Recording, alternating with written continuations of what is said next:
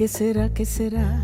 Que andan suspirando por las alcobas, que andan susurrando en versos y Así trovas, que andan escondiendo vamos a eso. bajo las ropas, que Rosario, andan dele las nomás. cabezas y andan las bocas, Tu que va micrófono. encendiendo velas en callejones, Ahora que sí, que están no se corte hablando porque alto el en los internet está medio malo. Pero bodegones, dice así. gritan en el La cita es mercado de está César con Tello, de un certeza, libro que se llama y la Políticas de naturaleza será Subjetividad, que Autonomía será, e que Identidades no tiene certeza Docentes ni en nunca Latinoamérica. tendrá.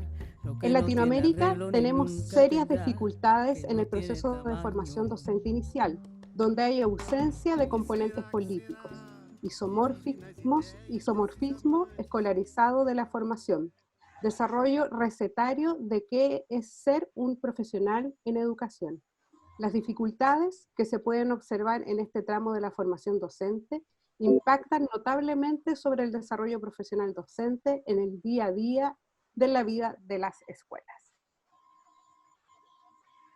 Comenzamos entonces esta pregunta, ¿cómo se produce, construye ahí dejamos el debate abierto, la identidad docente, ya contábamos en el desarrollo de esta invitación que solemos hablar acá también de cómo somos las y los docentes, cómo nos pensamos, algunos se piensan en la sala, otros se piensan en un plano más amplio, pero la invitación es justamente evaluar por qué nos pensamos de esa manera, ¿ya? Y en esa misma línea, la cita que leía Rosario apunta también a problematizar cómo la formación inicial en las universidades configura cierta práctica docente. Entonces, estaría buenísimo escuchar sus experiencias respecto de cómo creen ustedes que la universidad los formó para ejercer su práctica hoy. ¿Podríamos abrir la palabra en torno a eso, les parece? Pueden ir levantando la manito haciendo clic en participantes y les vamos dando el audio. Entonces la pregunta sería, ¿cómo la universidad determinó su práctica docente? Laura, adelante, por favor. Muy bienvenida. Hola, ¿cómo andan? Bien, bien. Yo a la pregunta le agregaría otra que se basa en las citas, más en la línea de Leonora Reyes y de César Tello. La pregunta que le agregaría es ¿cómo es el desarrollo de conciencia profesional docente? Excelente. En Uruguay para la docencia hay dos caminos. Un camino sería el Instituto de Profesores Artigas, que es donde te forman como educador de educación media. Y el otro camino es a través de la facultad, donde haces la opción docencia. Tenés la opción de investigación o la opción docencia. Por lo que escuché, en Chile solo se forman como docentes en la universidad, ¿no? Sí, así es. El título de docente de habilitación en educación media es a través del IPA, de este Instituto de Profesores Artigas. Entonces es una materia que se llama didáctica, y en primer año haces una observación de las instituciones, en segundo año estás a cargo de una temática, en el tercer año de esa materia didáctica, que esos 4 años te van acompañando los 4 años de formación. En el tercer año estás a cargo de una unidad entera, y en el último año estás a cargo de un grupo. Wow. Y en ese año que estás a cargo de un grupo, tenés que ser un docente, te pagan y sos un docente como si estuvieras recibido, y recibís de a 3 a 4 visitas al año y un tribunal final. No sé si es igual en el caso de ustedes. Para nada. No. ¿Alguien Y quiere? la otra opción, a través de la facultad, que podés elegir o investigación o docencia, donde hay personas que eligen, cuando son licenciados, su opción de la licenciatura es la docencia. Generalmente el que hace una licenciatura en realidad elige investigación, porque sabe que tiene el otro instituto. Y en los casos donde no está esta titulación de docente, tenemos docentes sin titulación como docente, pero se acredita su posibilidad de dar clase a través de sus formaciones, sus trayectorias formativas. Por ejemplo, una persona que es un profesional carpintero y tiene muchos años estudiando carpintería, especificándose en carpintería, presenta una carpeta con sus méritos y puede dar clase de carpintería. Está el INET, que es un instituto que te permite ser profesor de carpintería, profesor que de a poquito se van agregando otras profesiones. Por ejemplo, zapatero no hay. Entonces, un gran zapatero puede presentar una carpeta porque no existe profesorado de zapatero. ¿Por qué zapatería? Porque tenemos esta opción para personas o extra edad o personas que quedaron fuera del sistema educativo por un diferente tipo de deserción. Entonces optan por hacer un curso de zapatería. Le dan la titulación y ese profesor no está recibido ni en el IPA ni en la facultad. Es una persona que tiene una alta trayectoria como zapatero, entonces da clases de zapatería. También esta opción es para personas en situación de discapacidad, que les permite tener una titulación de zapatero. Buenísimo, Por eso Laura. no quería como presentar solo mi opción de formación, sino todo el abanico que hay como ser docente y cómo te formas como docente en Uruguay. No sé si... ¿Podría repetir la pregunta que añadiste al comienzo? ¿Cómo es el desarrollo de conciencia profesional docente? Perfecto. Entonces, tenemos en las palabras Jonathan, Felisa, Pía. Le doy la palabra a Jonathan. Bienvenido, colega. Hola Rocío, ¿cómo estás? Bien, ¿y tú? Un gusto. Bien aquí, un gusto verte de nuevo.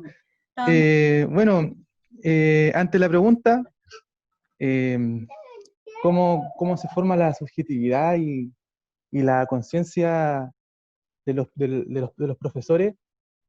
Más allá de lo técnico que podamos decir sobre eso, yo pienso que es a través del lenguaje, a través de un discurso que se instala. Perdón, que estaba cuidando a mi hijo. Tranquilo, son cosas con las que contamos. Como le iba diciendo, yo pienso que es a través del lenguaje, y eso lo sabemos gracias a Foucault. O sea, Foucault postula esta idea de que es el lenguaje el que disciplina, el que normaliza, el que transmite, digamos, lo que es normal, lo que es norma. ¿Cachai? Entonces, nuestra norma se transmite a través del lenguaje especializado, ¿no es cierto?, que está en las universidades. Y de ahí, ¿no es cierto?, un poco ese cuestionamiento cómo la universidad o la formación universitaria nuestra nos condiciona a nosotros luego como docentes en profesión, ¿cachai? Un poco determina cómo vamos a desenvolvernos como docentes, ¿cachai? Y yo pienso que va por ahí la cosa, que es a través del lenguaje y hay instituciones que se encargan de eso, ¿cachai? Que son las universidades, ¿ya? Más allá de haber un saber acerca de qué es lo que es ser docente en el aula, nos encontramos más con constantes justificaciones de cómo se supone que se debe ser un profesor, ¿cachai? Más allá de que alguien te diga, esto es un profesor, ¿cachai? Hay más bien opiniones o doxografía al respecto. Yo pienso que eso también apunta la cita, no me acuerdo de quién era, pero creo que era la primera que mandaste, bueno, que está en el chat del Zoom, respecto a este problema que hay en la universidad, que te presenta la docencia como una receta, ¿cachai? Como pasos a seguir para la emancipación, ¿no es cierto?, de nuestros estudiantes, ¿cachai? Y en la práctica eso no es así, ¿cachai? Y bueno, eso tenía que decir. Súper, Jonathan, muchas gracias. De hecho, lo que menciona es súper coherente con esto de las buenas prácticas también, que es como algo tan de moda, ¿cierto? Como las buenas prácticas, como un recetario que se pueden calcar y aplicar. Felisa, por favor. Hola, desde Valdivia presente. ¡Oh, excelente! Sí, hermoso. Valdivia. Vengan a verme. Ah, ya no. Respecto a la pregunta en específico y la inicial, que tiene que ver con esta falta de política en educación, de reflexión política, de rol político de los docentes, mi tesis, mi teoría, mi argumento que justifica esta realidad tiene que ver, desde mi perspectiva, con que ahora, a 40 y casi 50 años del gobierno, del golpe militar en Chile, toda esa reflexión se dejó fuera. Yo tengo la suerte de haber crecido en una casa donde sí se hablaba, donde sí se reflexionaba políticamente de todo. Siendo niños, no siendo niños, se reflexionaba del quehacer cotidiano, no solo de los docentes. Entonces, yo además soy profesora diferencial. Entonces, cuando yo estaba en mi primer año, en mi primer semestre, en algún momento un profesor en este periodo de motivación a la docencia de educación especial nos dice: ustedes van a ser el último recurso técnico para que sus estudiantes aprendan. Y si aprenden, van a poder tener una vida autónoma en función de lo que quieran hacer. Yo estuve media traumada como 4 meses con esa pura frase, y siento que eso, sumado a mi historia personal, motiva mucho que uno esté reflexionando de por qué soy profe, de para qué soy profesor. Y respecto a qué tan consciente soy de esto, creo que tiene que ver también con la historia y con los espacios que uno se da en términos personales, el concepto que uno va teniendo de éxito, de profesionalismo, ¿ah? Pienso que en este periodo mundial a la educación se nos viene la exigencia que tiene que ver con qué es lo que necesitan aprender las personas para hacerse de una vida, porque una vida no es solo la profesión. Entonces, creo que esa reflexión no se da en todas las carreras. Creo que en Latinoamérica y en específico en Chile tenemos el sello clínico, donde efectivamente buscamos las recetas para, la secuencia lógica para enseñar algo, y hay de que alguien se nos salga de ese ritmo. Y ahí es donde nos quedan embarradas. Para lo relevante, como son los estudiantes con altísimo rendimiento, como para los estudiantes que no tienen el rendimiento de la norma. Entonces, esa reflexión creo que nos falta. Nos hemos quedado en ser instructores. Y creo que para mí, ser instructores no es lo mismo. Por mucho que me sepa la secuencia de cómo se enseña a caminar, por ejemplo. Entonces, creo que eso es lo que nos está faltando en la docencia. Y creo que por eso no se habla de política en docencia. Porque la política implica flexibilidad, tolerancia y ciertos ajustes. Entonces a nadie le explicaron cómo ajustar, se lo piden después, se innova en tu práctica, pero no sea flexible. Enseña en segundo lo que se aprende en segundo, y enseña en cuarto lo que se enseña en cuarto. Creo que eso nos falta. Eso nomás. Buenísimo, Felisa. Muy buen aporte. Ro, ¿quería aclarar algo?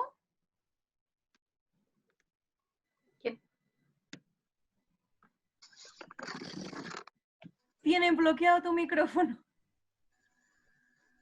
Ahí sí. ¿Ahora me escucho? No, dije que no, que continuaran. Eso iba a decir.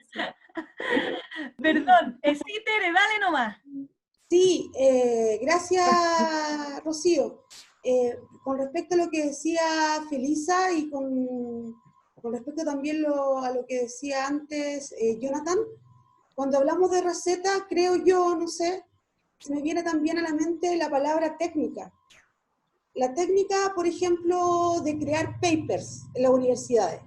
La técnica de enseñar, pero es algo vacío. Nos quedamos en el artificio, en el espectáculo, más que en el contenido, que es justamente lo político, que está desprovisto el sistema de lo político. Entonces queda como solamente como para darle paso a Pía. A Griselda o a Pía del Sur, claro.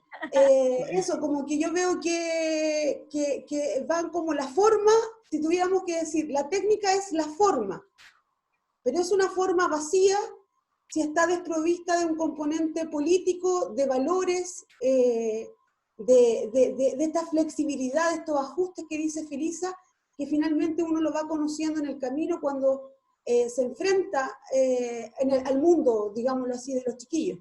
Ahí uno se da cuenta que, al igual que la técnica del paper, la técnica de la enseñanza se vuelve muy poco asible.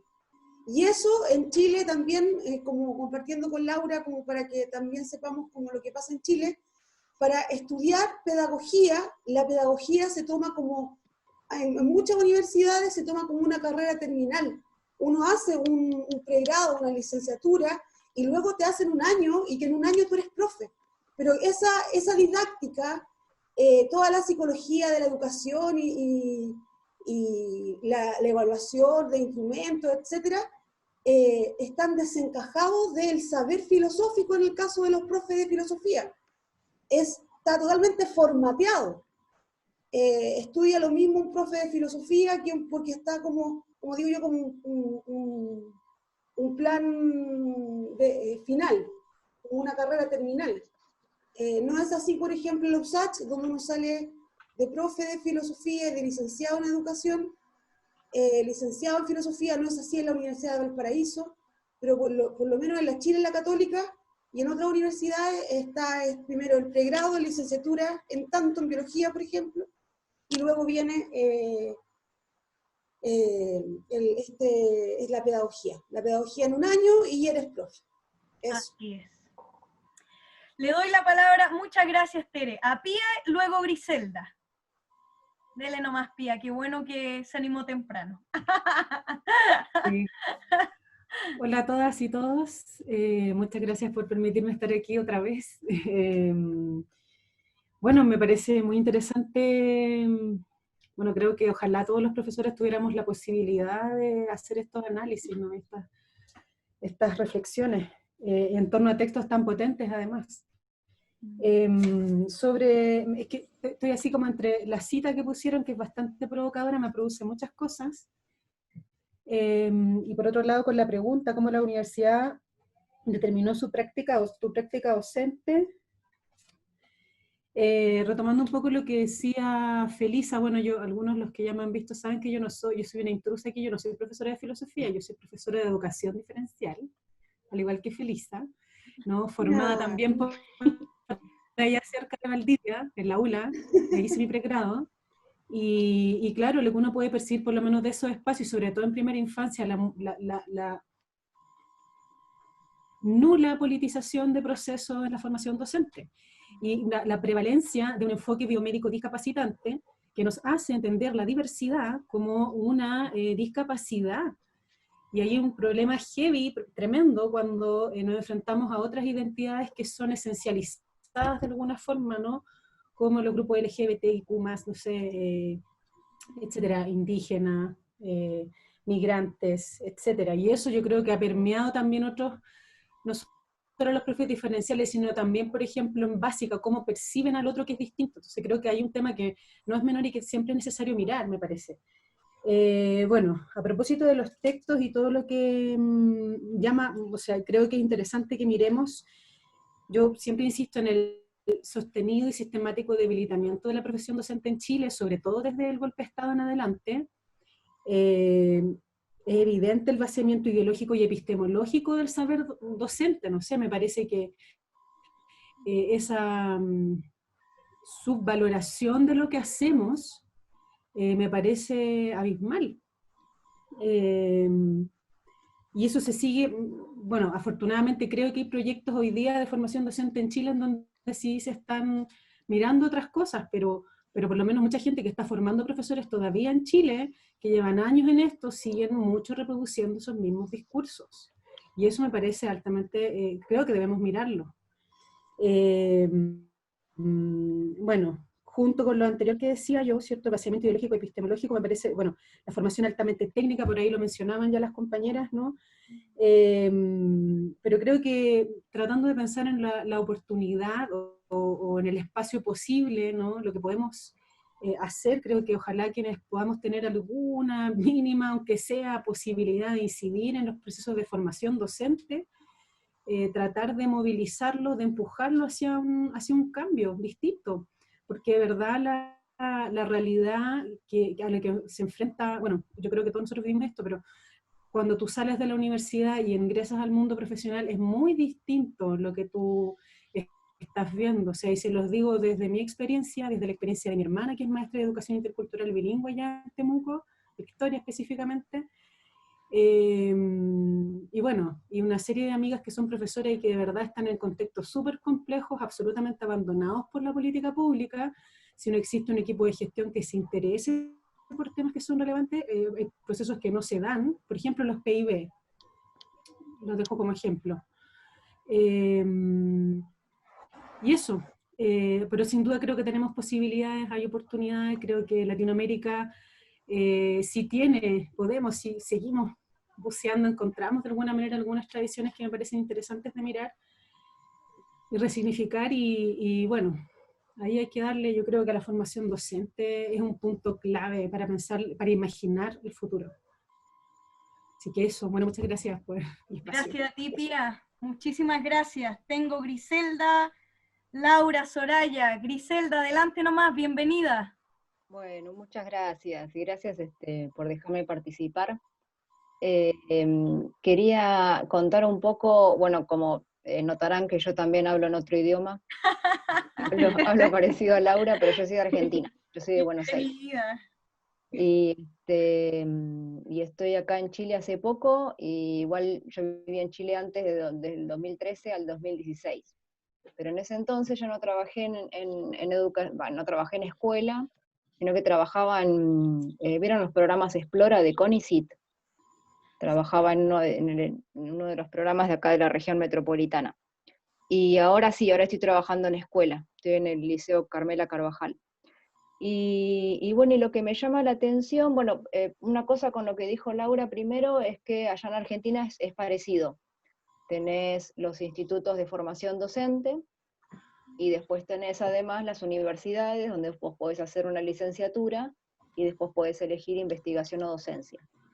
Pero lo que tiene de distintivo los institutos de formación docente es que desde entrada vos ya sabés que te estás formando como docente. Entonces tenés formación docente desde el primer año.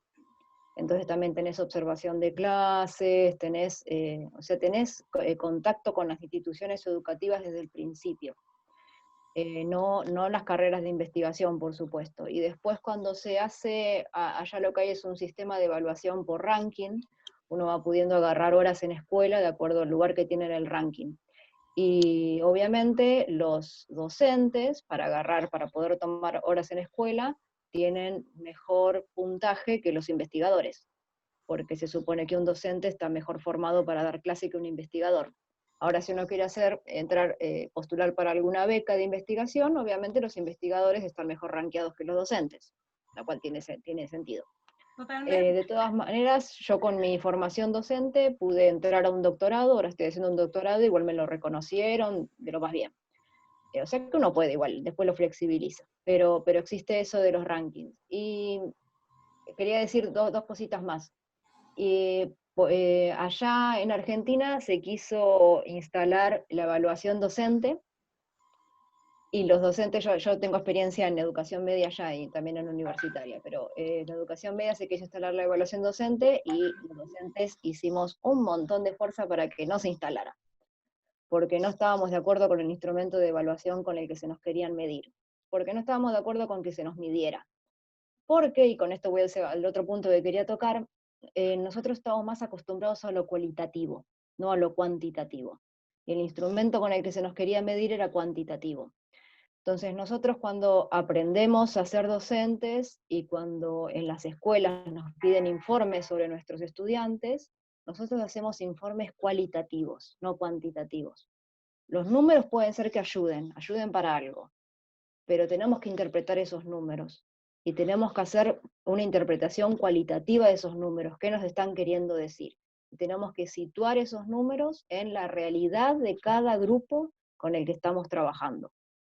Entonces los números no significan lo mismo si vos tenés un tanto por ciento de participación en una plataforma, en otra, no sé qué, no significan lo mismo en un grupo que en el otro, incluso dentro de una misma escuela. Este año es la primera vez que estoy trabajando en escuela acá, en este país, y me llama la atención como la exacerbación que hay de lo cuantitativo, y que no haya una lectura cualitativa de esos datos. Esto es, ¿qué me están diciendo esos datos? Entonces, por ejemplo, si yo tengo ahora que tenemos clases virtuales, tengo un 80% de participación de los estudiantes en las clases virtuales. Listo, es como que se considera, ah, qué bueno, un buen porcentaje, y si tuviera 50, ay, qué mal. Pero ¿qué dice eso atrás? ¿Qué hay atrás de eso? Claro, ¿por qué hay un curso que puede un grupo, allá llamamos un curso a un grupo clase, que puede participar más que otro? ¿Qué realidades hay por detrás? Y eso es lo que, hoy tuve justamente una reunión con dirección y con UTP, y me llamaba la atención que no hubiera esa intención de investigar qué había atrás de los números. ¿Qué significan esos números? ¿Por qué hay un curso que participa más que el otro? ¿Qué realidades hay? Entonces yo creo que hay como una, no sé si es una formación distinta, no lo sé, pero yo creo que es necesario leer qué hay atrás de los números, es necesario ver qué hay atrás de esos porcentajes que se están arrojando, porque no es lo mismo un 50% de participación en un grupo clase que en otro. Las personas son todas distintas, y esa diversidad cualitativa me parece que es lo que no está contemplado, y yo digo, bueno, y nos estamos perdiendo de un montón de información, y la información esa es la que nos va a permitir mejorar nuestra actividad profesional, nuestra práctica. Sí. Eso es lo que veo. Con todo, obviamente, o sea, no quiero que quede típica argentina, que estoy diciendo que allá en Argentina está todo bien y el resto está todo mal. De ninguna manera. La educación argentina tiene 1500 problemas, de infinitos. Pero es una de las diferencias que yo encuentro. Pero menos que acá, yo creo. No, tiene infinitos, no sabe la cantidad de problemas que tiene. Pero es una diferencia que yo encuentro y que me parece llamativa de países tan cercanos. Sí. Tan cercanos. Y muchísimas gracias, Griselda. Bueno. Muy buena. Sí, yo quería hacer una acotación. Dele. Sí, bacán. Lo que pasa es que algunas de las cosas también, o los análisis que quisimos hacer y que fue el material que se subió, tiene que ver con el aspecto legal. Entonces, a propósito de lo que decía Griselda también, con respecto a la evaluación docente, por ejemplo, que evidentemente hay que entenderla y hay que saberla, que se aplica desde un marco legal, y un marco legal que nos obliga indiscutiblemente obviamente, acercarnos a la ley, a leer la ley, ¿cierto?, a ver qué nos está diciendo, a qué nos obliga, y en qué circunstancia también nos pone definitivamente esta ley. Bueno, y en ese ejercicio, obviamente nos fuimos a la 20.903, ¿cierto?, a hacer una lectura que aparece en todo su ancho la evaluación docente, porque finalmente lo que hace la ley es instalarnos en esta idea, tal como dice Cornejo, ¿cierto?, de recompensas y sanciones, donde la sensación que se produce en la lectura de la ley es finalmente que estás dentro de una maquinaria donde no hay escapatoria, que incluso de la misma universidad pertenece a esa misma maquinaria. No olvidemos que hay una prueba inicial que puesta por la universidad, no olvidamos que a la salida de la universidad también hay otra que es puesta también por el centro, ¿cierto?, CPIP. Por lo tanto, pareciera ser que nos vamos metiendo, ¿cierto?, de a poco en esta maquinaria, y que nos va preparando a lo que va a ser el resto de nuestra carrera docente, o el resto, en el fondo, de la producción docente, que es uno de los conceptos que aparece finalmente en la pregunta. Entonces, un poco lo que quería invitar a pensar frente a esta lectura que habíamos hecho con respecto a lo legal, ¿cierto?, es qué ideas se instalan finalmente desde la ley. Y hay un concepto que aparece mucho y que no es un concepto que evidentemente tenemos que pensar, que tiene que ver con la calidad, ¿cierto? ¿Quién se puede de alguna forma negar a algo bueno, como lo que nos llama cuando pensamos en calidad, ¿cierto? Pero realmente en este aspecto legal y en esta maquinaria que menciono, donde está incluida la universidad, donde está el CPIP, donde está la Agencia de la Calidad, donde está la Superintendencia de Educación, ¿cierto? Y todos los otros agentes que forman parte, ¿cierto?, en esta maquinaria donde nosotros nos movemos en la idea de producción docente. Mi pregunta frente a esto es, ¿y qué pensamos por calidad? ¿Cómo nosotros podríamos definir calidad? ¿A qué llamamos calidad? Primero, quizás frente a la misma maquinaria, o cuál es la alternativa que finalmente quisiéramos dar frente a la propuesta que hace la ley cuando habla de calidad de educación. Porque, insisto, si es que nosotros nos queremos negar a ese concepto o a esa apreciación de por qué la ley trata de normarnos así, que finalmente no nos permite un actuar espontáneo de lo pedagógico, desarrollar una identidad de lo pedagógico. Entonces, insisto, un poco quizás la invitación para ir también matizando o incorporando estas lecturas es pensar en el concepto de la idea de calidad, que si extraemos más ideas a propósito de la lectura que se hizo de la ley, aparecen otras ideas que quizás quién podría negarse a ellas cuando hablamos, por ejemplo, de apropiación curricular, de gobernanza educativa, de comunidad de aprendizaje de lo profesional, que lo único que nos va instalando también es la idea de la profesionalización dentro de nuestro trabajo o nuestro rol docente. Eso, un poco Yo como puedo agregar para algo aportar. ahí, Rocío, como que creo que es importante el contexto, a propósito también lo que decía Griselda, agregar a lo que dice la Jime, que es importante que los profes y las profes no estuvimos de acuerdo con la evaluación docente, fue una de las movilizaciones más grandes que ha habido de docentes anterior a la que hubo ahora, digamos. Entonces, nuestra subjetividad también se construye por obligación. Nosotros no estábamos de acuerdo con ese concepto. Yo creo que uno de los años más importantes de mi vida en términos políticos fue la movilización del 2015 y el 2016. Ahí se armó un nuevo movimiento docente que implicó cambiar incluso la estructura que venía gobernando hace años el Colegio de Profe. No fue tan exitoso, pero fue un movimiento muy grande. O sea, todos los que están aquí estuvieron movilizados lo saben. Entonces, obviamente en Chile, lo hemos hablado todos los laboratorios, hay una educación neoliberal que te impone un modelo que incluye la evaluación docente, pero no es que nosotros construyamos esa, es una imposición. Y evidentemente tú tienes que vértelas con ellas porque así son las reglas del juego, digamos. Pero yo creo que hay que también relevar el rol que tenemos los profes y hemos tenido en esta lucha, incluso para ponernos frente al concepto de calidad y a los conceptos neoliberales de educación. Por eso nos pusimos en contra de esta ley, que ahora la tenemos porque lamentablemente, como decía, o sea, la Griselda en Argentina o en Uruguay son realidades distintas, pero yo creo que nosotros nos movilizamos a tal punto que podríamos haber sacado la ley, pero en Chile nunca ganamos nada, digamos. Entonces yo podría decir que fue un gran momento en términos de movilización docente, pero no lo logramos.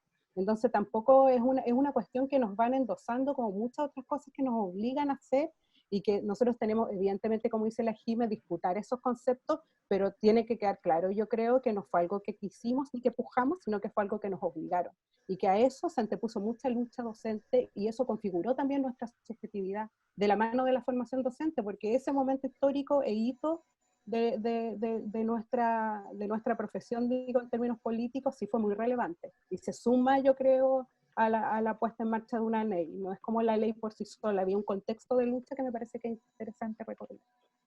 Súper, Ro. Tengo Laura, Jime, Soraya, Brenda, Leo. Hay varios en la lista, así que vamos con Laura. Lamento lo sucedido en Chile, pero seguramente con todas estas instancias de reflexión y pudiendo movilizar más, van a lograr todo lo que precisen. Yo separé de las citas cuatro puntos, cuatro focos que articulan con la temática de esta construcción de subjetividad docente y con la cita central que está en el chat. Una es de lo que decía Comejo y Oyarzún, en relación a la evaluación docente. Destaco esto de estos intentos de regularizar y homogeneizar, se pierde, se desdibuja los saberes pedagógicos locales. Con estos intentos de generar un patrón, se está perdiendo esto local, y los autores mencionan sobre el tema que se pierde la justicia social, por eso mismo, ¿no? También destaco que el discurso de los profesionales se desarrolla en los márgenes del discurso hegemónico. Estos intentos de inteligizar lo que se dice para que se entienda, se termina perdiendo lo que se intenta defender. También destaco de Carla Fardela el tema de las fuerzas relacionales. Ella habla de que existe una resistencia entre ser constituido por el poder y los dispositivos y las fuerzas relacionales que tiene el docente. Y el cuarto foco que destaco en relación a la temática es que lo pedagógico es reflexión de política, de la realidad educativa, sin embargo se genera una despolitización de la realidad educativa. Quería como traer un poco estos 4 focos en relación a la temática con las citas. Buenísimo, Laura. Es nuestra sintetizadora por excelencia, así que se agradece como siempre. Jime, ¿quería sumar algo? ¿Sí?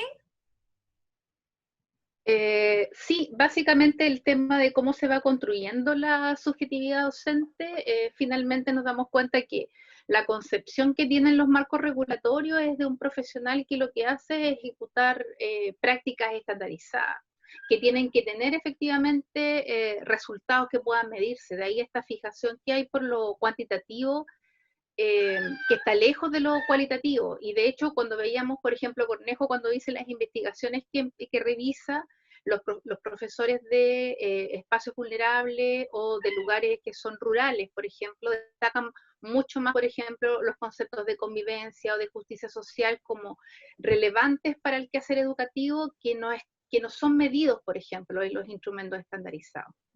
Y uno pensaría, claro, porque nosotros tenemos el afán de alguna manera de justificar todo con la dictadura, pero cuando nos damos cuenta que las pruebas estandarizadas, que se llega al absurdo de empezar a estandarizar a los niños hasta de segundo básico, son políticas de los gobiernos democráticos de la concertación, que lo que hacen es profundizar este modelo neoliberal con todas las políticas que esto trae. Y lo que decía Rocío, cuando nosotros nos oponemos a esta carrera docente, porque en el fondo nosotros como sujetos que tenemos que dar cuenta además de todas estas pruebas estandarizadas y sus resultados, esto va a significar sanciones para nosotros o eventualmente premios que tienen que ver con lo económico, digamos. O sea, si a ti te va bien en las pruebas estandarizadas, si al colegio le va bien, vas a tener un SNED, o si te va bien en la evaluación docente vas a subir de tramo, por lo tanto vas a tener un beneficio económico al respecto.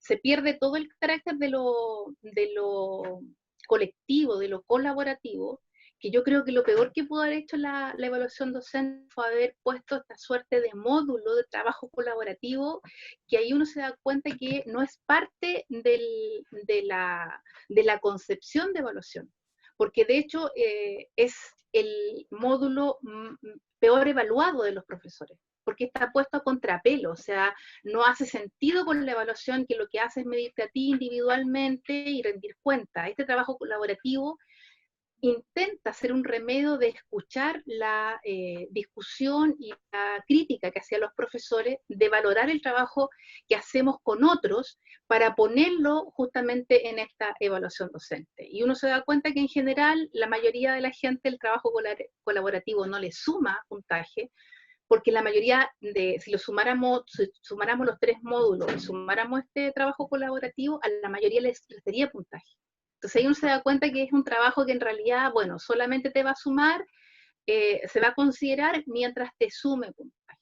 Y ahí uno se da cuenta que este trabajo no está hecho, el módulo no está hecho pensando en la lógica de la evaluación docente, sino que es una manera de decir, ya, vamos a considerar el trabajo colaborativo, lo vamos a incluir por acá. Pero no está, digamos, en el corazón de la evaluación, que sigue siendo individual. Y cuando uno se da cuenta de la desprofesionalización, cómo incide esto además en la autoestima docente, es sumamente importante, porque justamente lo que a nosotros nos hace ser docente no tiene que ver con las pruebas estandarizadas.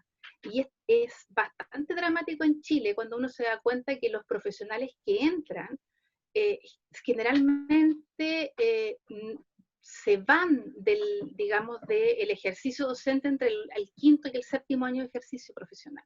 Entonces, algo nos está diciendo los que nos quedamos, digamos, y seguimos haciendo pedagogía y pasamos esa etapa y nos quedamos ahí, tenemos cierta conciencia, pero también hay mucha gente joven que se reconvierte entre el quinto y el séptimo año de ejercicio profesional. Pero también incide en la autoestima cuando uno ve profesionales que llevan más tiempo y que en realidad cuando uno pregunta por qué siguen ahí, es porque no ven otras posibilidades de inserción laboral que no sea la profesión docente. Entonces es sumamente complejo cuando uno tiene una mirada exclusivamente de rendición de cuentas, que tiene también sanciones, cómo eso también incide en la manera en que nosotros hacemos docencia. O sea, es súper interesante, yo creo que hay que hincarle más el diente al tema, por ejemplo, de la autoestima docente, que yo creo que ahí hay un tema no menor. Después de esta pandemia yo creo que van a haber otros elementos también que tomar en cuenta, porque la desprofesionalización es sumamente importante, lo precario que se ve ese trabajo individual que estamos haciendo. Entonces, incide efectivamente también en la manera en que nos percibimos nosotros como sujetos de cambio social. Sí. Muchas gracias, Jimé. Sí, sin duda, además, como nos forman en la universidad, también se refleja lo mismo en la formación docente, o sea, lo colaborativo no parece ser un eje en la formación inicial tampoco. Soraya. Hola, buenas noches. Bueno, yo quería presentarme porque yo me metí en la página, me sumé, soy de Argentina, de Rosario. Y soy profesora de filosofía y bueno, los estoy escuchando, estuve leyendo algunos de los artículos, yo egresé de la Universidad de Rosario y lo que comentaba Griselda hizo un panorama muy, muy amplio y también terminó diciendo que bueno, que no tenemos todo resuelto. Justamente creo que esta situación de pandemia, digamos, y la cuestión de la virtualidad y cómo resolvemos y qué flexibilidad tenemos para generar los procesos de enseñanza y los procesos de aprendizaje, creo que tenemos mucho que andar. Nosotros sin dudas estamos intermitentes, luchamos, como dijo Griselda, en contra de una evaluación desde el neoliberalismo, pero bueno, estamos intermitentes porque tenemos mucho que hacer, si bien tenemos leyes que aparentemente nos invitan y a un currículum emancipador. En realidad los docentes en general no ha pasado por el cuerpo, ¿no? Entonces por ahí tenemos leyes que nos habilitan y formaciones que nos habilitan, pero en concreto no ha pasado por el cuerpo, y esto se ve desde la manera en que nosotros también nos evaluamos, enseñamos, etcétera. Así que creo que también tenemos mucho que andar, a lo mejor andamos por otros carriles, pero también hay mucho por hacer, y por eso, bueno, en este momento yo me fui de la universidad y me dedico a la formación de docentes en el nivel terciario, en los institutos de nivel terciario, profesorados de filosofía y nivel inicial y primario. Y bueno, y la otra cuestión acá que también, bueno, hay que meterse para trabajar en los cambios curriculares, y después hay que seguir los cambios curriculares y ponerle el cuerpo, es como un trabajo de mucho terreno. Creo que hay pedagógicamente hay mucho sobre los currículos emancipadores, pero no hay maneras de hay falta herramientas y compromiso para llevarlo a la práctica. Y bueno, yo lo encontré del lado de las prácticas filosóficas, de la filosofía con niños, me dio una ventana de herramientas de la práctica filosófica, me han dado como la posibilidad de pensar que hay muchas cosas por hacer y que se puede. Muchísimas gracias. Gracias a ti, Soraya, bienvenida. Yo conozco a Soraya, bueno, no había tenido el placer de verla, pero he leído sobre ella, creo que leí un paper que se llama Cartografía de una problemática, la filosofía y la enseñanza de la filosofía, y me parece que ella es muy modesta porque es una seca, como decimos aquí. Realmente su trabajo que incorpora el cuerpo, la danza, el teatro, la performance, o sea, ella realmente para mí es algo muy lindo que haya venido acá y me emociona mucho. Así que bacán, bacán, bacán. Gracias, Tere. Muchas gracias, Soraya, por estar acá compartiendo. Tengo Brenda, Leo, Jonathan, Seba, Marcela. Les doy la palabra. Les voy a pedir que seamos lo más precisos posible para alcanzar todos y todas a comentar. Brenda, por favor, dele nomás. Bueno, hola, buenas noches otra vez a todos. Buenas. Y bueno, estoy muy sorprendida porque, bueno, estamos todos en el contexto latinoamericano, pero como hemos visto en otras sesiones, acá en México las cosas son muy diferentes, y más en el norte de México. Y bueno, tengo que responder a la pregunta inicial, ¿cómo la universidad determinó mi formación docente?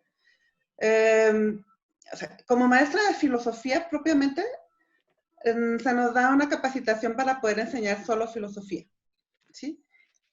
Como licenciada en filosofía.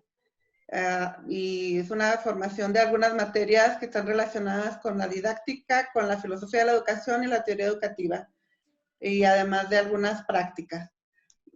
Eso así como respuesta inmediata a la pregunta de la formación que yo tuve como docente de filosofía, pero o sea, la enseñanza de la filosofía no es la única forma de perfil que se trabaja en la licenciatura de filosofía en la universidad en la que trabajo. O sea, el perfil de licenciado en filosofía tiene 3 aspectos: el área de la investigación, la enseñanza de la filosofía y la gestión cultural. Así que los que estudiamos filosofía en nuestra universidad tenemos distintos ámbitos en que podemos aplicar esta formación. Pero esta es una formación especial que casi no se da en el resto de las carreras universitarias. Para ser docente en México, tienes que haber pasado en primer lugar en educación básica. En educación básica estamos hablando de educación preescolar, que es el kinder, la primaria y la secundaria. Para ser docente en ese nivel, tienes que acreditar, además de la formación que te da el sistema oficial en las normales de los estados, que dependen directamente de los gobiernos en cada estado, y además de esa formación, responder a un examen nacional que te acredita para ser docente en estos niveles. Lo mismo les ocurre a las universidades privadas que ofrecen esta formación, ya sea en pedagogía o en licenciados en ciencias de la educación. Se les exige acreditar ese examen, que le llamamos el examen de certificación nacional, para poder trabajar, ya sea en educación pública o en educación privada, solo en el nivel básico. Que estoy hablando de primaria, secundaria y kinder. Para la secundaria se les pide una especialización, ahí le llamamos la normal superior, en donde puedan acreditar o capacitarse y acreditar formación en cada una de las áreas que se imparten en secundaria, como matemáticas, ciencias sociales, biología, bueno, cualquiera de las áreas, idiomas, cualquiera de las áreas que se quieran enseñar en la secundaria, pero también son formaciones que da el sistema oficial. Pero ya para trabajar a nivel bachillerato y a nivel universitario, casi siempre se contrata a personas que tienen experiencia profesional en las distintas áreas, sobre todo en la universidad. Si quieres ser maestro en la Facultad de Derecho, tienes que ser abogado. Si quieres ser maestro en la Facultad de Medicina, tienes que ser médico. Y luego ya una vez que se te contrata de acuerdo con tu experiencia profesional, se te capacita para ser docente, ¿sí? Y es poca en realidad la formación que se da a nivel universitario, solo a los maestros que se contratan para ser, desde su experiencia profesional, para ser docentes. Lo que yo veo aquí esta diferencia es que en el nivel universitario pues es muy rica la formación en tanto que se comparte la experiencia profesional. Y a veces sí hay cierta baja autoestima, porque yo ahora me quiero referir a la autoestima que señalaba hace rato Jimena, que creo que es lo más fuerte, eso sí que coincidimos todos los países de Latinoamérica. Se baja la autoestima entre los maestros universitarios porque sienten la carencia de la formación docente. Que bueno, la práctica luego se las va dando, ¿no? Pero luego los maestros de educación básica, que sí tuvieron muchísima formación docente, no pueden trabajar en el nivel superior porque no tienen dominios en áreas de ciertas áreas de conocimiento, tendrían que haber acreditado la profesión, y como no tienen esa profesión, luego se sienten menos que los universitarios, y piensan que ser maestro de la universidad es así como que, wow, ¿no? Lo máximo, aun cuando muchas veces ganan mejor ellos que los maestros de la universidad. Para ser docente de la universidad y ganar bien tienes que pasar muchos años y muchos años. Y la verdad, yo creo que docentes, Brenda, creo que se te claro que están. cortando la conexión. ¿Cómo? Se cortó Okay. lo último. ¿Cómo vamos? Bueno, lo que baja la autoestima también es la poca apreciación que tiene el sistema del trabajo, del servicio docente en el tipo de salarios que les otorga, ¿sí? Te decía, para ser maestro de la universidad tienes que haber acreditado una profesión, pero cuando empiezas a ser maestro en la universidad tu salario es paupérrimo, ¿sí? Al menos en la universidad pública. En las universidades privadas das clases, pero no tienes muchos derechos que sí te da la universidad pública.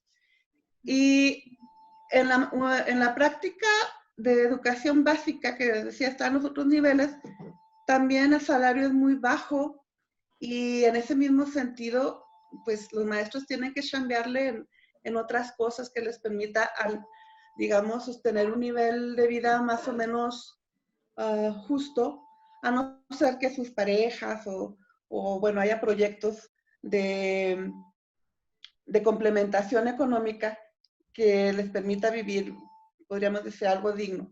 Entonces, lo que me atrevo a asegurar es que en México lo que afecta al docente es la baja autoestima y la apreciación que se tiene en función del modo en que la institución te exige resultados que, como dicen las compañeras, prácticamente son cuantitativos, no de relación cualitativa. Y es lo que pues va afectando la salud emocional del docente. Y yo lo que he observado, porque he hecho algunos estudios tanto en educación básica como en la universidad con mis compañeros, es mucha enfermedad o mucha falta de salud mental, ¿no? Hay mucha depresión, hay muchas ansiedades, y hay gente que se ha tenido que retirar antes porque terminan con los nervios y con esquizofrenia, ¿no? Hay mucha enfermedad mental en el desarrollo de la profesión docente en todos los niveles en México, porque se exige mucho y se les brinda muy poco apoyo. Y ahorita yo creo que esto es lo que nos tiene impactados a todo el mundo, ¿no?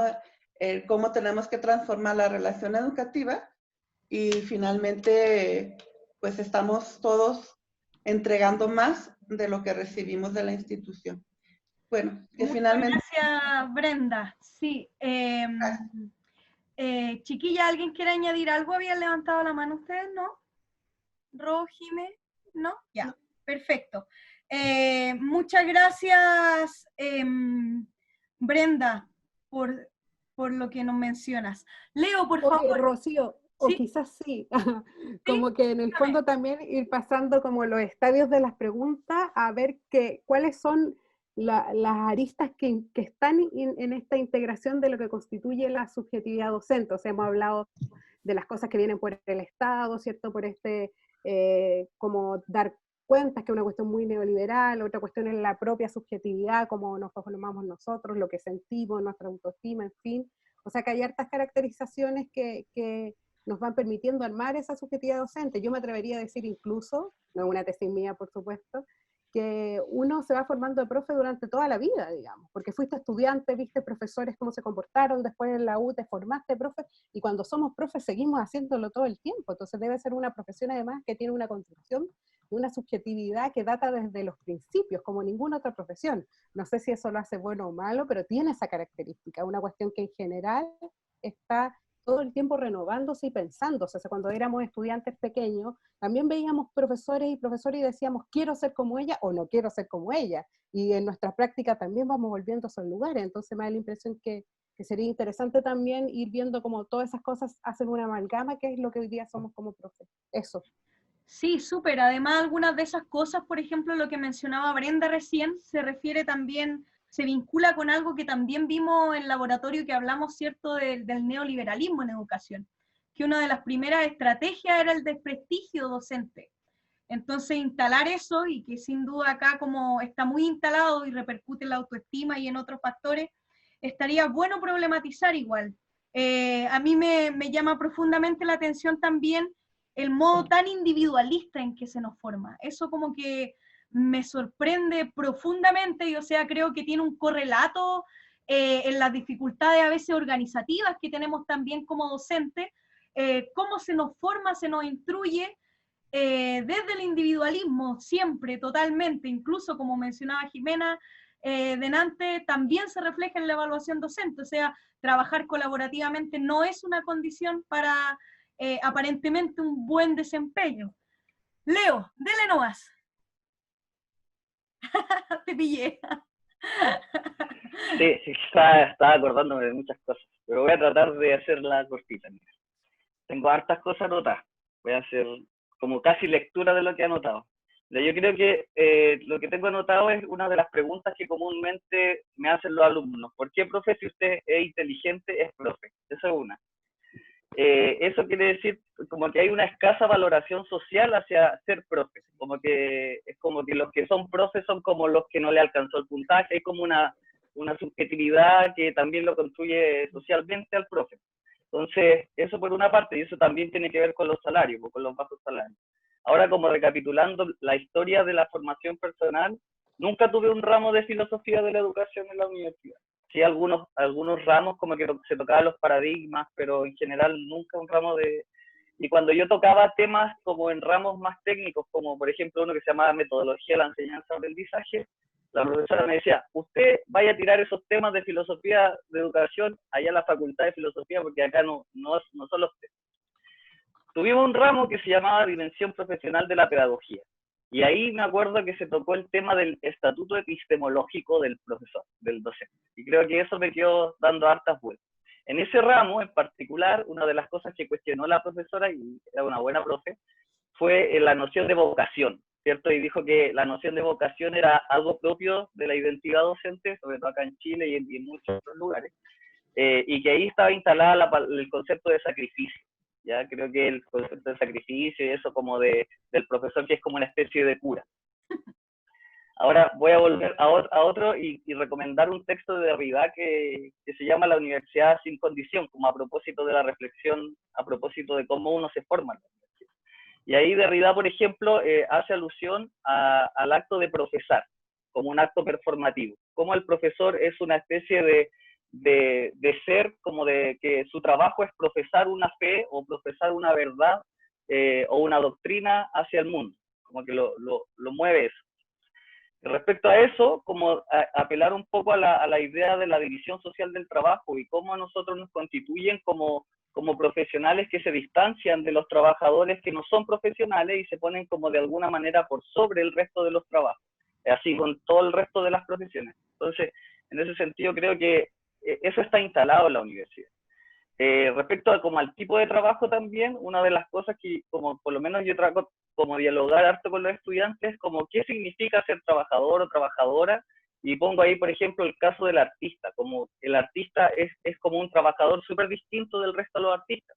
Entonces eso es otro de los elementos que tengo anotado. Lo otro es la producción de subjetividad, creo que es súper importante ese elemento, y nosotros como productores de subjetividad también estamos como produciendo sujetos, o sea, sujetos colectivos. Por ejemplo, cuando hablamos de la noción de curso, nosotros tenemos, ¿cierto?, el grupo curso, que es como un sujeto colectivo, pues nosotros estamos acostumbrados al sujeto individual.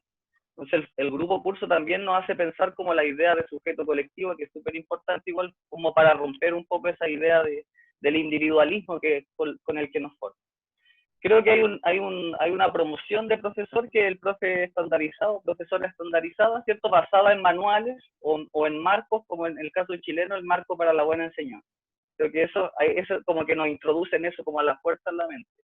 Entonces, como para finalizar, la idea como de la historia del profesorado en Chile y en muchos otros lugares, ¿cierto? Está marcada como por como volviendo un poco a la idea de del compromiso, del sacrificio, ¿cierto? Como de agarrar las papas calientes con las que nadie a veces se quiere meter. Entonces, como uno ser profe muchas veces porque uno se puede quemar con esas papas calientes, ¿cierto? Yo tengo un amigo que hizo la práctica, fue mi estudiante mentor, o sea, fue ¿cómo se dice? Cuando aprendiz, cuando uno es profe mentor, éramos compañeros.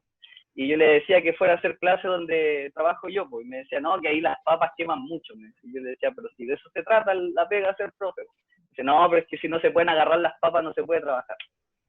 Entonces, creo, y en conclusión, que hay un perfil profesional que se forma, ¿cierto?, en distintas universidades. El caso chileno, por ejemplo, acá en la región, en Valparaíso, el profesor como de UPLA es como el profesor que agarra las papas calientes, ¿cierto? En cambio, el profesor de Católica es como el que trata de evitar, y por ahí sale uno que otro profe que se va a meter a la pata a los caballos. Pero en general, como que el docente de la Católica es como más investigador, ¿cierto? Más reflexivo, y no se mete mucho como a ensuciarse las manos con barro, digamos. Eso como idea. Gracias, Leo. Tremendo y potente resumen. Tengo Jonathan, Seba, Marcela, Claudio, Laura. Jonathan, por favor, ¿está por ahí? Parece que se cayó. Seguía Seba Godoy. Bienvenido. Hola a todos. Bueno, he estado escuchando atentamente las reflexiones en torno a esta construcción de la identidad docente, y voy a retomar unas palabras que no me acuerdo quién lo mencionó, pero habló de educación de calidad. Yo creo que la palabra calidad la calidad es una palabra que viene del mundo de la producción, y estamos tratando con personas. Para mí, yo nunca he entendido el concepto de educación de calidad. ¿A qué se refiere con calidad? Si calidad para mí es un cepillodiente, un computador, algo, una cosa. Y las personas no son cosas, son personas. Entonces me parece como que cambiar esa palabrita, de hecho la palabra ya agencia de calidad es como, no sé, un controlador, un rendidor de cuentas, como ustedes habían mencionado. Y me gustaría cambiarlo por una educación socialmente pertinente o una educación socialmente contextualizada. Porque si vemos las diferencias del CIMSE, básicamente las diferencias se dan por estrato y condición socioeconómica. O sea que hay un problema en términos de recursos, de clase social, de empobrecimiento y de falta del Estado en ciertos sectores importantes de la sociedad. Y eso básicamente es el problema y la diferenciación que hay en términos de estas pruebas estandarizadas. Y también hay una construcción histórica y política de la subjetividad docente. Y si entendemos la subjetividad docente que tenemos ahora es producto también de esa construcción que se ha dado de forma a lo largo de todo este tiempo. Desde la dictadura, ¿cierto? Estos profesores mármicos, que todos los profesores eran comunistas, hay que matarlos, y estos profesores, ya el que sabe leer, ya listo, va a la escuela básica y enseña. Y se le quita una dimensión muy importante a la educación y al profesor, que es la dimensión política. Entonces, las universidades, por lo menos, son instituciones que también construyen identidades. Y la mayoría de las universidades ven el problema educativo como algo técnico, como que el problema está en los profesores y está en la enseñanza. Y todas las soluciones son a nivel didáctico, ¿ya? Solución didáctica, mejor y más didáctica, curso de perfeccionamiento, no sé qué. Pero jamás se profundiza en la universidad y en la formación docente el problema político y social que hay detrás de esto que vemos en la superficie, como lo decía Griselda, estos datos. Ahí hay un tema social y político profundo y que explica con más sentido el estado actual de la educación que simplemente un problema didáctico. Porque todo es didáctico, magíster en didáctica, especialista en didáctica y no sé qué. Y lo otro es que en la universidad hay una construcción del conocimiento disciplinar como tal, que es totalmente acrítico. Es un traspaso de información y es extremadamente violento. Nunca hay discusiones, nunca hay reflexiones, es un leer y leer y leer un montón de libros. Y si tú no alcanzaste el peor del curso, ahí ya no vales nada y mejor que te vayas. Y así te lo hacen sentir indirectamente muchos de los profesores. Y sobre todo en áreas como ciencia, matemática, ingeniería, que es peor. Y la formación docente es súper incompleta. Y por eso es que hay tanta deserción. Siempre se está dando como énfasis al conocimiento teórico, al conocimiento conceptual. Y sabemos que la labor docente tiene mucho de contexto, de práctica. Y las prácticas son súper, no sé, poco pertinentes. No sé, es como lo menos importante de la formación docente. Entonces eso también sucede que muchos docentes jóvenes llegan muy mal preparados, y tienen que enfrentarse además a todo este sistema neoliberal de rendición de cuentas, y hay una deserción gigante de profesores. Creo que un estudio decía que había como un 40 o 60% de los profesores en los 2 primeros años, los más jóvenes, desertaban, se iban del sistema. ¿Y por qué? Porque el sistema genera constantemente en el docente esta emoción de que nosotros somos los responsables, y hay una emoción, una sensación de culpabilización y responsabilización de todo lo que ocurre en la educación. Todos los responsables son los docentes, y eso por todos los actores de la sociedad, excepto los alumnos, ¿cierto? Incluso algunos apoderados que también nos responsabilizan.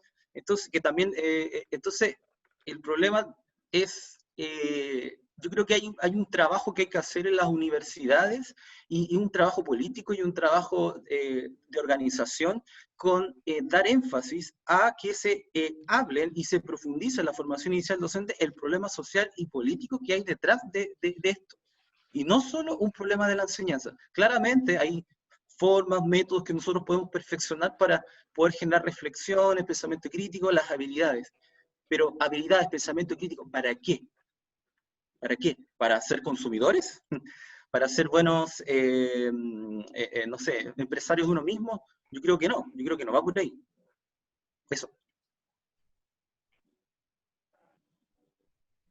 Estaba silenciada, te estaba agradeciendo. Gracias, Seba. Marcela, por favor. Ahí está. ¿Ahí sí? ¿Se escucha? Sí. Sí. Ya, bueno, estaba calladita todo el rato, y la semana pasada igual quería presentarme también. Primero voy a ser breve igual porque sé que queda poco tiempo. Mi nombre es Marcela Ursúa, yo soy profesora de filosofía en Valdivia. Y estuve la vez pasada igual escuchando, y realmente muy emocionada de estar aquí con ustedes, con mis colegas de filosofía. Es una emoción muy grande y les agradezco mucho esta idea, esta instancia. Y bueno, también tratando de aportar algunas cosas a lo que se ha dicho. Bueno, igual, o sea, todo lo que han dicho, concuerdo totalmente, ¿no es cierto?, con todo lo que se ha dicho. Solamente retomar y recordar algo que dijo un colega cuando yo llegué. Ahora dijo algo de Foucault. Yo creo que Foucault es el que más nos permite entendernos a nosotros mismos, nuestra profesión, y nos pasa que al llegar a trabajar al sistema, nos encontramos con este dispositivo tremendo, grande, enorme, de este dispositivo de saber poder, que es el dominio, el vigilarte, el castigarte, ¿no es cierto?, el darte premios y castigarte a la vez, al que los profesores estamos sometidos. Es algo realmente increíble y es muy impactante cuando uno llega. Eso, de ver a los profesores oprimidos por una gran cantidad de horas de trabajo, por muchos alumnos en la sala, etc. Todo lo que ya conocemos, el agobio, ¿cierto?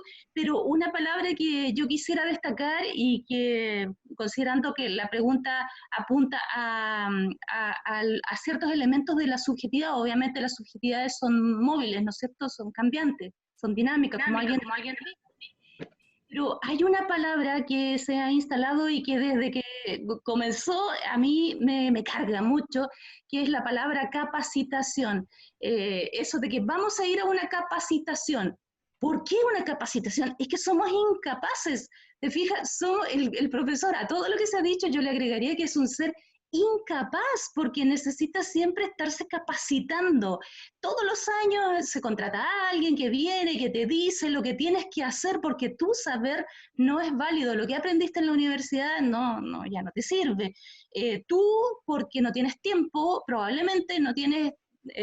nosotros los de filosofía leemos un poco más, andamos buscando cosas aquí y allá, pero el resto de los profesores no tiene tiempo. Tú dices, no lee, pero es que no tienen tiempo para leer, con el agobio, con los 10.000 cosas que hay que hacer, etc. Y más aún ahora con el tema de la evaluación docente, que es una maquinaria increíblemente opresiva también los que hemos vivido y hemos tenido que hacer los famosos portafolios, es algo realmente... aplastante, es algo que te aplasta, que te impide desenvolverte como debería ser, ¿no es cierto?, con libertad. Y esto mismo nos va llevando a lo que decía Jimena, me gustó mucho el análisis que hacía ella con respecto a la autoestima, que alguien también retomó después, porque que nos va socavando la autoestima. Y el profesor ya no es capaz de pensar por sí solo, y que cuando el jefe dice algo nadie lo cuestiona, y si tú lo cuestionas, bueno, eres raro, eres negativo, o eres el de filosofía, ¿no es cierto?, que siempre anda como poniéndose en contra de todo. Y también va impidiendo, me gustó lo que dijo el colega Leandro, parece que es el que dijo esto, o Sebastián, no recuerdo bien, esta incapacidad que se nos va instalando de agruparnos, de reunirnos, de buscarnos, de encontrarnos y de reflexionar y de hacer esto que se está haciendo ahora. Esta instancia, gracias a la pandemia, de poder reunirnos. Yo ubicaba alguno que otro así por el tema de esa vez que se hizo la defensa de la filosofía cuando nos querían sacar, y me da mucho gusto de poder estar aquí. Yo creo que este es un paso súper importante que estamos dando como profesores de filosofía, a ver si podemos encantar a los demás también a que se sigan estableciendo estas redes, ya que nos ayudan mucho, porque estamos muy solos. Yo creo que estamos muy solos, y es lo que el sistema también quiere, atomizarnos, ¿no es cierto?, impedirnos este desarrollo político, ¿no es cierto?, como decía el colega, de nosotros posicionarnos con más autoestima. Bueno, eso, grosso modo, lo que pudiera aportar, y de nuevo, agradezco mucho esta instancia. Gracias. Gracias a ti, Marcela. Además, felizmente se ha ampliado, hay colegas de diferencial, de biología, de lenguaje, así que es bastante amplio el espectro. Nos quedan 10 minutos, así que voy a dar las últimas palabras que tengo. Ojalá alcancemos todos. Son Claudio, Laura, Felisa, María Olga. Claudio, por favor. Primero que todo, buenas noches ya.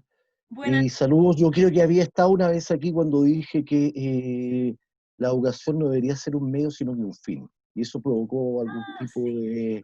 Sí, y me encantó eso. Buen debate. Ahora, ¿sabes qué?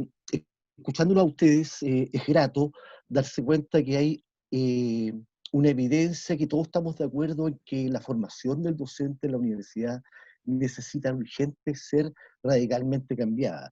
Yo fui formado en dictadura, y en dictadura tenía un plan de currículum que eran 4 años de filosofía y el quinto era de ramos de educación, y para mí fue un desastre, una decepción, ¿sí? Ahora, como decía Rosario, yo creo que uno, incluso en términos ideales de una universidad ideal, tampoco se va a terminar de formar en la universidad. Uno, y en eso soy estructuralista, uno se va formando en relación con sus alumnos. Son mis alumnos los que me dan a mí identidad, ¿cierto? Son mis alumnos los que me dan a mí funcionalidad. Y en ese sentido uno no termina nunca. Ahora, son básicos aquí los primeros 5 años. Ahora, para recordarles, por ejemplo, Chile tiene una educación que ha pasado por reformas, pero las reformas que han hecho en la pseudo-democracia no tienen nada que ver con las reformas que se han hecho desde la derecha. Por ejemplo, la derecha reformó la educación absolutamente, la municipalización, radical, la libertad de educación radical, el tema de la evaluación docente radical. Son reformas absolutamente radicales que yo me atrevería a decir que nosotros somos agentes neoliberales en la educación.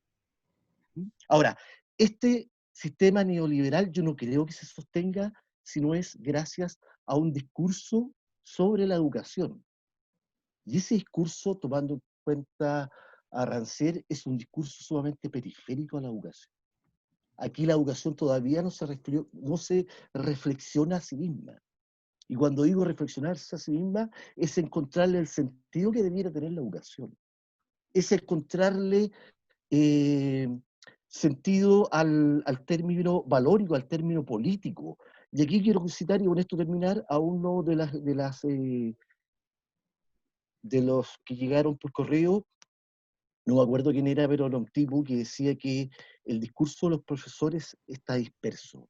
Lo que nos falta, y lo escucho mucho aquí, es articular un discurso que vaya dirigido a eso, a darle un sentido al discurso de la educación, pero desde la educación, ingresando en la educación, y no desde afuera. Pero nosotros, mira, insisto, todas las políticas, todos los discursos, incluso los nuestros, son bien periféricos a la educación. Eso, y un gusto verlas de nuevo, y no Claudio, olviden muchas nunca gracias. que la educación debe ser un fin en sí mismo y no un medio. Por eso quiero terminar. Buenísimo, Claudio. Muchas gracias, muy buen aporte. Gracias a ustedes, pues. Hay una sugerencia en el chat de darle la palabra a quienes no han hablado para que alcancemos, así que voy a hacer un enroque, le doy a María Olga y ahí a Laura y Felisa para cerrar. María Olga, por favor. Hola, hola. Hola. ¿Cómo están? Te echábamos de menos. Ay, sí, qué bacán ver. Quiero saludar al Nicolás, que está ahí. Nicolás, mi estudiante. Buenísimo, buenísimo. Sí, mira, estoy un poco, no sé, como que ha habido tanta información, como que han salido tantos temas, tantos aspectos a hablar, pero me voy a centrar en uno en particular que mencionó Marcela hace un rato atrás, que tiene que ver con la capacitación. Ustedes saben, yo soy profesora de filosofía, trabajo en cosas de evaluación y desde ese lugar he sido la persona que va a capacitar gente. Y no sé, como un poco, o ha sido también muy desolador el ambiente con el que uno se encuentra. Porque claro, o sea, yo también soy profe de aula, ahora en este momento exacto no, me encantaría, pero bueno, y sé lo que significa trabajar en aula, sé lo que significa trabajar 44 horas, sé lo que están viviendo esos colegas con los que yo estoy trabajando haciendo la capacitación, pero al mismo tiempo tengo que hacerlo, y porque es mi trabajo primero, pero también estoy como que intento transmitir lo que yo entiendo por evaluación, y se provoca ahí un choque de subjetividad docente potente, porque por lo mismo, por este vaciamiento de sentido político, se ha entendido la evaluación por siempre como una cuestión meramente técnica y no como una cuestión política. Entonces, al exponer con el equipo con el que yo trabajo la evaluación desde este aspecto, se produce esta cuestión que es como, entrégueme la receta, pues.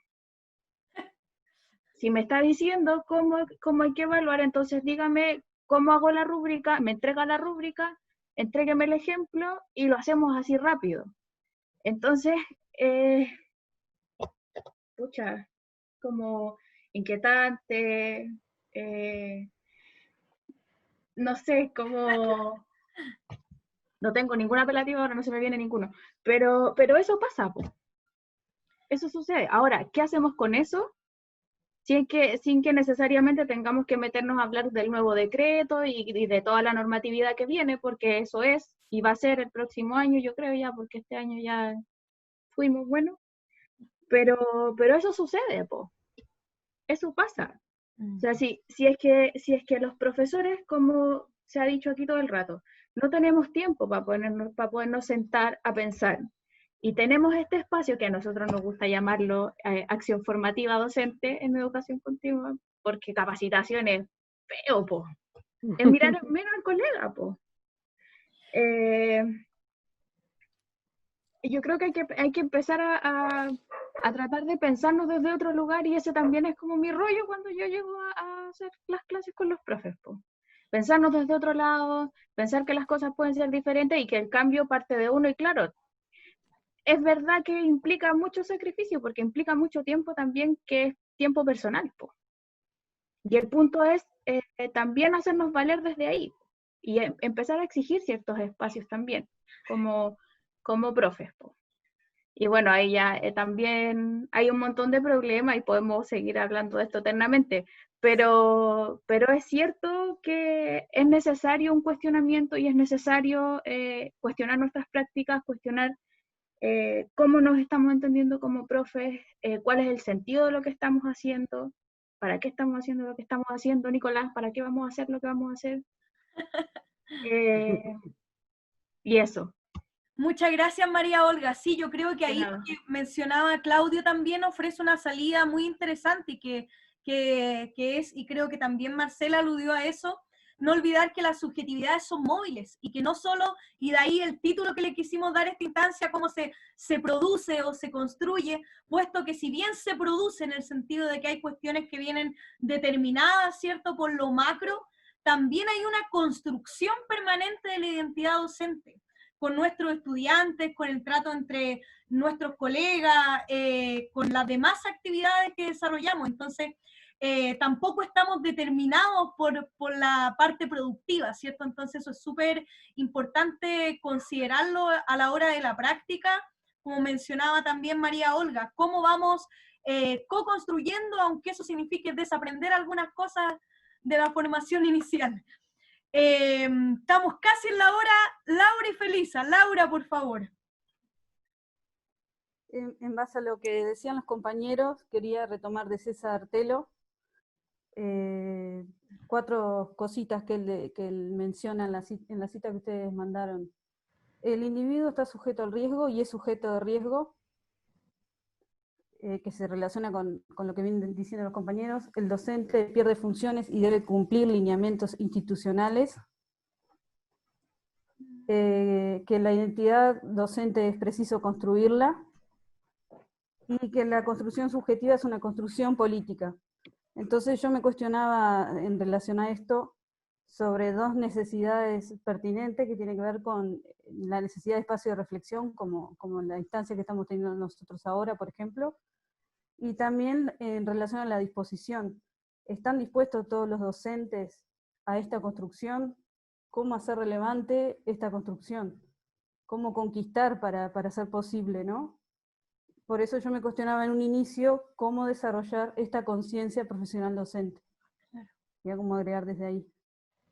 Sí, muy buen modo, grandes preguntas nos deja Laura, y buen modo de volver al punto de partida, ¿cierto? Creo que hemos recorrido harto. Felisa, por favor. Yo cortito, yo como diferencial trato de sacar siempre conceptos.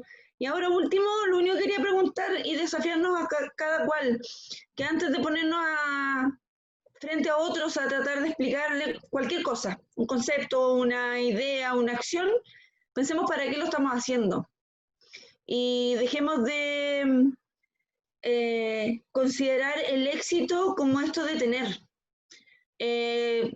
Yo creo que muchos sabemos que siendo profe no vamos a ser gente millonaria, pero tenemos otros beneficios.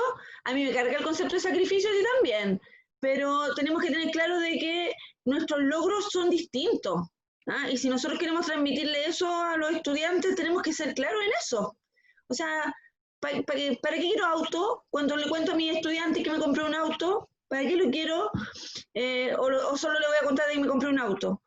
Ese tipo de conceptos, y como tranquilidad, espero que estos espacios de reflexión continúen, porque en algún momento todos tenemos que participar en generar una nueva constitución, porque para eso va. No lo hacemos ahora, no lo hacemos jamás. Así que yo quiero que todos comencemos de eso en algún momento. Eso. Excelente, Felisa. Aprobamos tu comentario. Colegas, quiero ofrecerles la palabra, Ro, Tere, Jime, por si quieren mencionar algo al cierre. Agradecer, por supuesto, que hayan aguantado esta nueva tanda de reflexiones. Sí, yo quería decir, no quiero copiarle a quienes leen poemas porque quizás no tengo tanto talento, pero les mandé una cita ahí que vi hace poco en estos tiempos de cuarentena y que la encontré demasiado estremecedora para lo que estamos viviendo. Y en ese sentido, yo creo que la conversación de hoy como que deja de manifiesto que la construcción de una subjetividad docente es el concepto en el fondo que subyace a esto y no la producción. Nosotros no somos objetos solo de funcionamiento estatal que nos obligan a hacer cosas y que nos meten conceptos neoliberales por debajo de la lengua. Nosotros somos cuerpos en resistencia haciendo pedagogía. Entonces es imposible para mí hablar solo de producción porque si no los profes seríamos esos que salen de la película Pink Floyd y que van a la picadora. Yo quise poner el concepto de construcción también en este debate porque me parece que no es justo para nosotros que se hable solo de producción, porque también tenemos reflexión, también resistimos constantemente a lo que está pasando, y me imagino que esa cuestión es muy relevante hoy día porque de verdad que yo me saco el sombrero por los profes y las profes que están resistiendo en estas condiciones y haciendo clases. Yo soy, de hecho, como la del otro lado de esta película, yo trabajo en formación docente, hago clases en la universidad, futuros profes, y veo la pega que están haciendo los profes en los colegios, y una pega tremenda. Entonces eso no puede ser una producción neoliberal, eso es pura resistencia antineoliberal, yo diría, la que se hace en la escuela. Entonces, si no confiamos también en nosotros mismos como docentes, esa autoestima de la que hablamos tampoco va a salir adelante. Entonces yo creo que más que producción es construcción, en primer lugar, y en segundo, también decir que quizá hay algunas cosas que están también cambiando la formación docente. Yo no sé si soy la mejor formadora de docentes, pero al menos hago todo lo que a mí me gustaría que hubiesen hecho cuando yo estudié, y que fue harto. Lo que necesité en esa pega, que nunca lo hicieron por mí, y yo trato de transmitírsela a mis estudiantes, y creo que esas cuestiones igual van cambiando el futuro docente. Yo hice clase en colegio, trabajé 44 horas, o sea, estoy al frente de ellos también hablando de una realidad que conozco. Y me imagino que como yo hay muchos otros colegas que están haciendo lo mismo y que la universidad también se transforme en un espacio de reconvertir la educación en lo que queremos. Yo creo que también es una batalla que no se debe abandonar, la formación de los futuros profes. Eso. Excelente, Ro.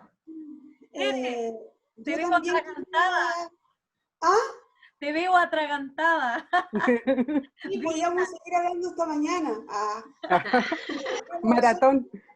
Quería decir que veo que hay una forma de operar del poder que es dividir. Entonces, cuando hablamos de didáctica, hablamos de una homogeneidad. La didáctica en filosofía debería ser distinta a la didáctica que se propone en biología, y incluso la forma en que está dividido el sistema educativo en facultades en materia, en contenidos como biología, historia, todo debería estar ligado. Entonces, los quiero, para no alargarme tanto, ya sé que todos se quieren ir, dejar esta pregunta: ¿cómo pegar? ¿Cómo se puede pegar la cabeza al cuerpo? Cabeza del cuerpo. ¿Cómo se puede pegar la cabeza al cuerpo?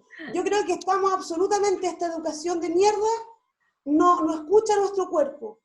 Esta educación lo que hace es mercantilizarnos a través de una lógica instrumental que ha apoderado todo, la cantidad, dale con la cantidad, los números, y creo yo que en el cuerpo tenemos mucho, pero mucho por conocernos y conocernos colectivamente, también como una unidad, no como individuo atomizado.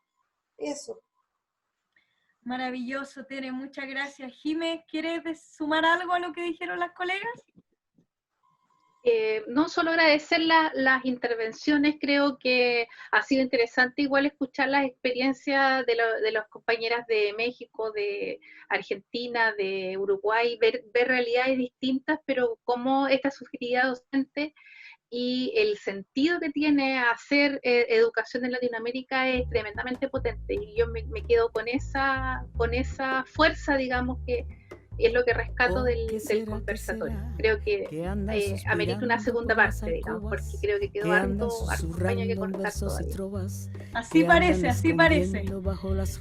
Bueno, colegas, muchas gracias a todos, a todas. Esperamos vernos el próximo lunes. Ya lanzaremos ahí, vemos qué pasa con una segunda parte, con el mismo título o con otro. Gracias a todos los que se conectan desde tan lejos. tendrá, En Chile lo y que no afuera. tiene arreglo ni nunca tendrá, que no tiene tamaño.